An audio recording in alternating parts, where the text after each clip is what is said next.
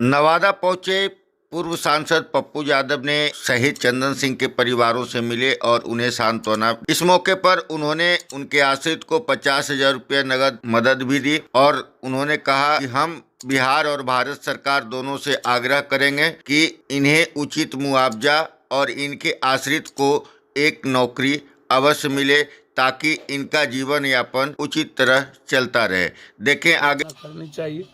इस परिवार के लिए। और मेरा मानना है भारत सरकार को सिर्फ औपचारिकता जो है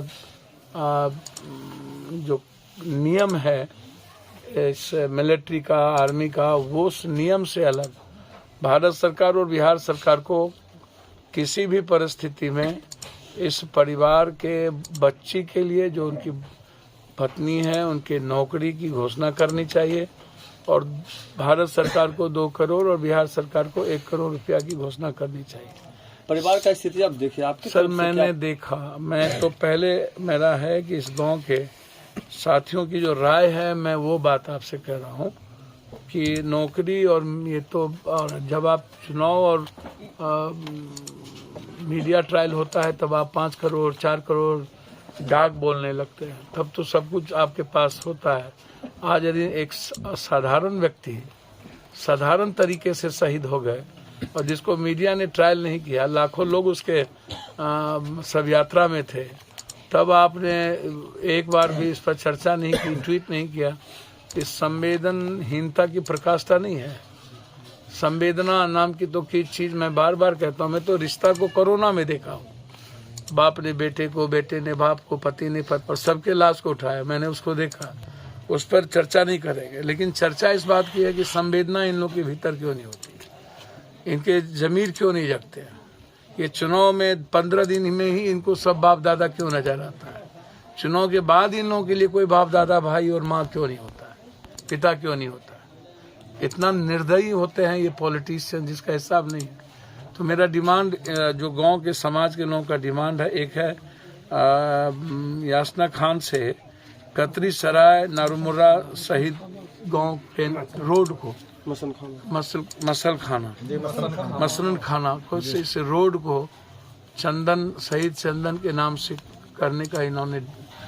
मांग उठाए और सही मांग है। और एक मूर्ति भी इनकी लगनी चाहिए उस जगह जहाँ से ये रोड शुरुआत होती है,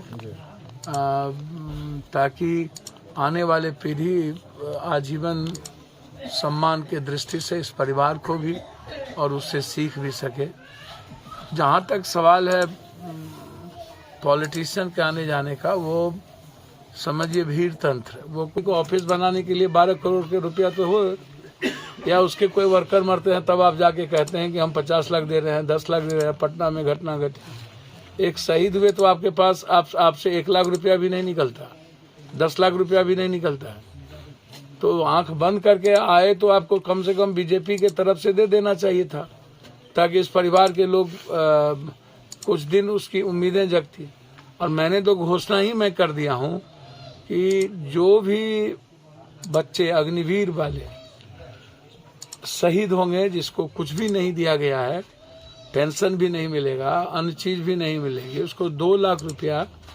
मेरे तरफ से एक परिवार की जिम्मेदारी का एहसास करते हुए हम देंगे। और अभी मैंने 2 बात, अभी 50,000 रुपया मेरी पार्टी की ओर से दिया गया है,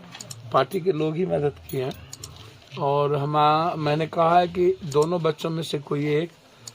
एक सप्ताह से 2 प्रोसेस में जो लग जाए, कि दोनों में से किसी को एक अच्छे जगहों पर, मेरे पास सरकारी नौकरी तो नहीं है, प्राइवेट नौकरी में एक जिम्मेदार जगहों पर और एक अच्छी अर्थव्यवस्था के साथ मैं प्रयास करूंगा कि इस परिवार को आगे बढ़ाने में इनको दुख ना हो।